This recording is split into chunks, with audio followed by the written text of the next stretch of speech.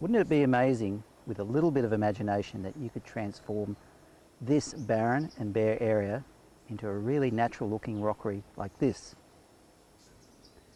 Now if you look around, you can see that we're on a very steep and inaccessible site. Now to get real rock down here would not only be a great problem, but also would be incredibly expensive. So what's the solution? Make your own.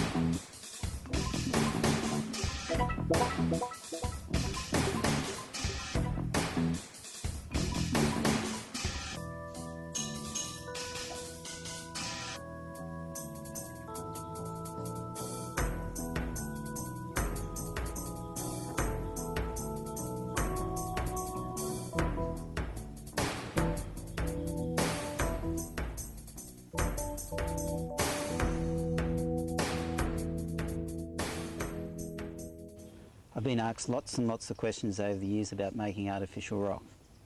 But there's 4 questions in particular that seem to get asked again and again. So obviously they're very important, and I'd like to just take you through those questions now and provide some answers. Is rock making difficult to do? No, it's not. Actually, it's quite easy, but the main problem that people have is they try too hard. Do I need to be artistic? No, just enthusiastic. Do I need any elaborate or special equipment or tools? No, you don't. You might be surprised with this, but the tools that you need for rock making are probably sitting in your shed right now. First thing you need is an old paintbrush. It's the sort of paintbrush that is no good for painting anymore. It's ready to be thrown out, but it's ideal for rock making. The second tool is an old screwdriver or an old wood chisel. The paintbrush is used for texturing and pressing the cement down to give you a rock-like shape.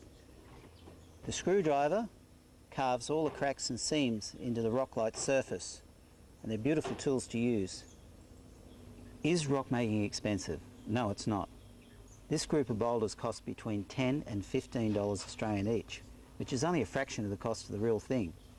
Now you might wonder, why are these rocks so inexpensive? Well, the reason is that 90% of their bulk are made up of recycled rubble. So what do I mean by recycled rubble?